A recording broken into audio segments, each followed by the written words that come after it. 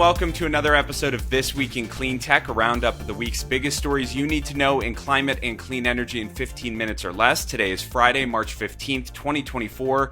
I'm Renewable Energy World Editor-in-Chief John Ingle. Syris Valentine from Grist will be joining us shortly, but for now I'm joined once again by Cleantech PR veteran Mike Casey of TigerCom. Mike, share your voice with our audience because it's not great.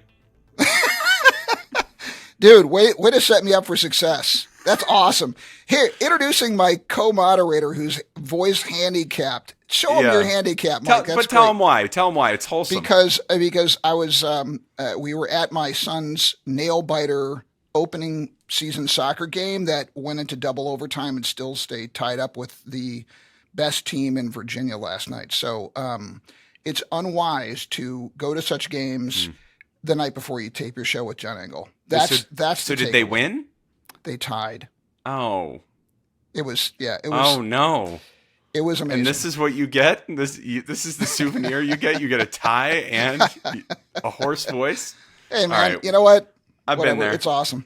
Yeah. Well, I'm glad you got to do that, and we'll power through here. We want to thank all our listeners for every week sending in those story recommendations and nominations for Cleantecher of the Week. You can do that at rew@clarionevents.com. All right, Mike, get us started. A longtime New York Times reporter, Keith Bradshaw, reporting from China, writes the story, How China Came to Dominate the World in Solar Energy. Over to you, John. Yeah, so huge year for China's solar industry. They installed more solar panels last year than the U.S. has ever installed. Wholesale prices of panels sold were slashed nearly in half, and exports of fully assembled panels climbed 38%, while its exports of key components almost doubled. But this coming year, they plan to do even more, accelerating solar farm construction as well as wind and hydro projects. And with an economy that's slowed over the last decade, China hopes to use emerging industries like solar to re-energize it. Mike, what do you think? So this story points out some advantages that China has. I mean, they're not surprising. Lower wages, subsidized land, command and control economy, access to low-interest loans, and a streamlined process to build stuff. So I think these advantages should put to rest for good the well-worn line that the ideology over reality crowd likes to offer, that we shouldn't clean up our energy supply because China won't. Well, China is, and they're winning the race to the clean energy future. And I think that that's perhaps the biggest takeaway here. Europe and the U.S. do face high electricity prices and regulatory hurdles, but we also have this drag coefficient from the naysayers and the climate tech deniers that is not helpful. John, story number 2. Yeah, this one is from Casey Crownhart, who we've featured a couple of times on the show. MIT Tech Review with the story titled, Emissions Hit a Record High in 2023, Blame Hydropower. I'm not sure I love the headline. I know what she's trying to say. Mike, your thoughts? So in climate solutions, there's a lot of talk about feedback loops. Here's a not good feedback loop. So global climate disruption is driving drought around the world. Last year's droughts dried up reservoirs and dropped hydropower generation. So last year, the world added 20 gigawatts of hydropower capacity, but the amount of electricity that all that hydropower produced fell, with the worst effects being felt in China with a 4.9% drop in hydropower production. So the big picture is that global climate disruption causing fossil fuels were used to fill the gap, which is precisely what we should not be doing. And in fact, 2023 saw energy-related carbon pollution grow 1% around the world, but hydropower shortfall that the story is talking about accounted for nearly half of that rise, which is kind of crazy. So this isn't nothing. Hydropower shortfalls had a greater impact on global carbon pollution than that produced by the post-pandemic recovery of the aviation industry. John, what'd you think?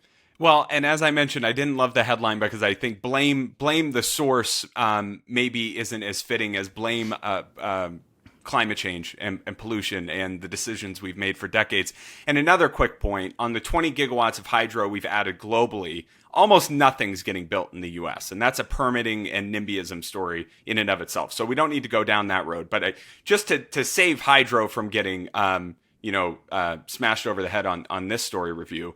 We know that global climate disruption will lead to more drought, less snowpack, more variability in precipitation, which means we cannot rely on hydropower generation to remain as consistent. According to a 2021 study, about half of countries with hydropower capacity could see a 20% reduction in generation per decade. So that's the point to watch. And when you think about the U.S., I think the Pacific Northwest and the Northeast has a lot of impact with hydropower and the transfers that we do with Canada. So a story to watch for sure, Mike. What's our third one?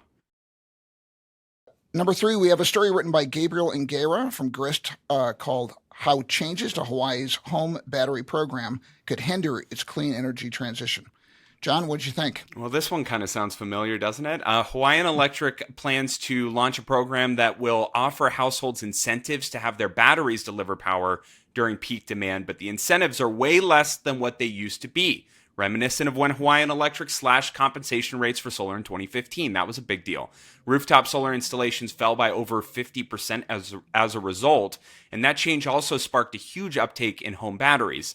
The utility wants to integrate those batteries into a VPP and started subsidizing household participation, but the new rates would pay battery owners less than the retail price of electricity, reducing the incentive to enroll. We've seen some utilities do this really, really well, Green Mountain Power being one of them with the bring your own battery. Others are maybe missing the mark. Mike, what do you think? So I think, John, to your point, we're hearing echoes here of net metering 3.0. Hawaii is an important clean energy transition bellwether. It's expensive to import fossil fuels. They don't have a grid that they can buy or sell power with, and that means a much higher penetration of rooftop solar and fewer options for managing the variability in solar production. So it really calls for battery storage. But to your point, John, I think that what we're seeing here is an argument for lowering what people get to charge the utility based on the same equity arguments that are made against rooftop solar. And, on this show, I've cast a lot of shadow on those arguments. I don't think they really hold water, but the utilities are really good at making them. John, what's your fourth story? Speaking of holding water, we need to get you a water to get through the last couple of times. I'm sorry, I'm being so tough on you. You know how much I love you, Mike. This is just friendly banter. I want our listeners to know that John Engel has single-handedly stopped me from using the no pen. No, again. don't. It was so perfect. Leave it last episode. Put it in your drawer. We got to move on from now. Come to my rescue and tell John Engel the no pen needs to be brought back, so we're more like Jim Cramer. All right, Mr. Engel, have your way. Okay, so our fourth story, this was a spicy one if you live on energy Twitter like I do, Mike. A podcast episode from Heatmap and the show Shift Key, hosted by Robinson Meyer and Jesse Jenkins, featuring Emily Pontecarvo, titled, Does Rooftop Solar Actually Help the Climate? And this really pitted our industry against each other for probably 4 or 5 days. It was pretty remarkable. Mike, what'd you take away?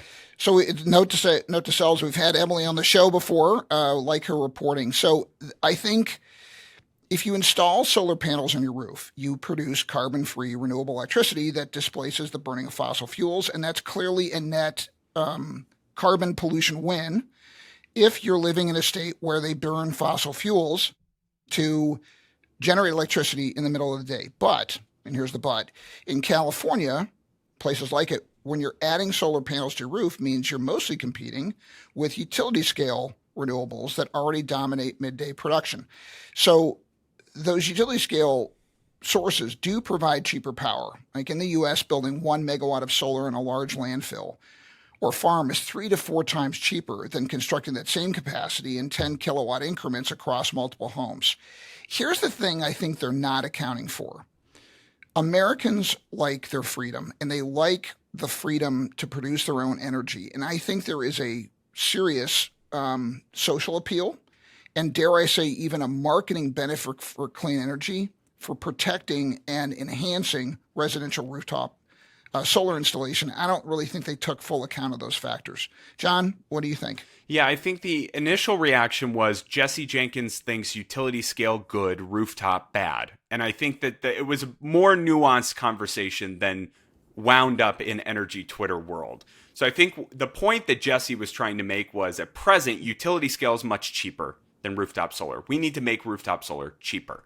And that comes down to permitting. That comes down to our rate structures. It's a policy battle to get to parity with countries like Australia and elsewhere, where the cost of rooftop solar is much, much lower. So I agree with you.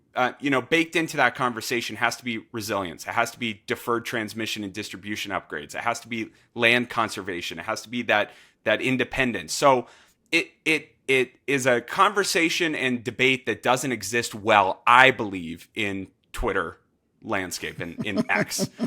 But it did anyway. It was kind of fun to see it hashed out on the sidelines. I did not get involved, but an important discussion to still be having. And I think rooftop solar plays an important role. All right, Mike, time for our fifth story and our guest this week. Syris Valentine from Grist. This episode tends to be Grist Fest. He wrote a story called the That's all we do is feature Grist stories. So that's a testament to what you guys are doing, Syris. All right, the IRA has injected $240 billion into clean energy. The U.S. still needs more. Love that. Syris, welcome. For people who haven't read this piece, what is the big takeaway you think they should have? Yeah, I feel like the big takeaway is, it's in the headline, right? $240 billion being injected into clean energy through the IRA. And that's really looking at private investment primarily. We've been seeing, right, an increase in investment every year since at least 2018, if not before. But really, since the IRA was passed, there's been this increase in the rate of growth in the past couple of years. And so in the calendar year of 2023, there was that $240 billion figure invested through private dollars alone. And then we look at the 2023 fiscal year, so from October of 2022 to September of 2023, there was $220 billion in total investment in that year, and $34 billion of that was federal investment through tax credits, specifically from the IRA. Syris, the scale of this. So you mentioned how the private money has followed the investment by the federal government, and I believe you had a figure in there that was $5 and change to every $1 coming from the. That's incredible. And have we seen this kind of impact elsewhere in how quickly a piece of legislation like the IRA has shocked the market and really set us on a course for an industrial renaissance that we haven't seen in this country in a long time? Yeah, that's a really great question. I can't honestly speak to how that has showed up historically with other forms of similar legislation when you see these massive sort of tax credits going into different sectors. But yeah, that figure of $1 for every dollar of federal investment going in, it has generated $5.50 of just straight private equity. And it is a really fascinating figure that I don't think anyone really expected to see at this rate. But one sort of interesting caveat that a couple of my sources brought up for this story is that with that ratio, that's going to shift over time. It's not going to stay there. And if anything, it will start to dial back actually a little bit. We're never going to really see true parity, but a lot of the investments right now are going straight into manufacturing for the EV supply chain, for solar power, for wind farms and whatnot.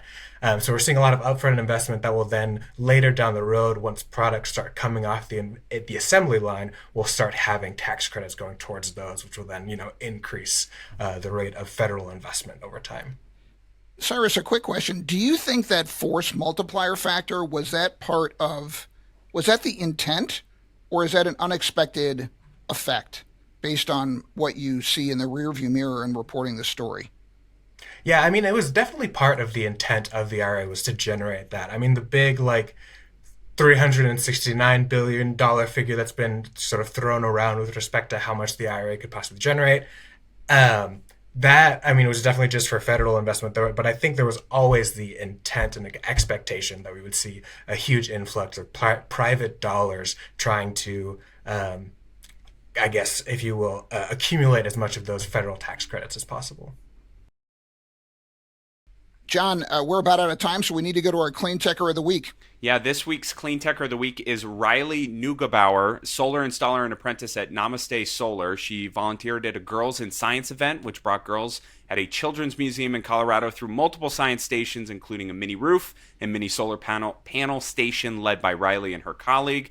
Riley made sure to tell the girls that they could do anything they want when they grow up, including be an electrician. So congratulations to Riley. A nice little story there, Mike. Nice. I want to give a shout out to our terrific producer, Brian Mendez, and to Alex Peterson and Claire Quirin for helping us identify this week's top stories. And props to Mike for getting 15 minutes out of those vocal cords. You sound great. You still brought the energy and a good attitude. Thank you to all of our team behind the scenes who helps us put this together, and to Syris Valentine for joining us this week. Please subscribe, give us feedback, and share those story recommendations, and of course your nominations for Cleantecher of the Week. Mike, that's it. We'll see you next week. Next week's our 30th episode, my friend. See you then.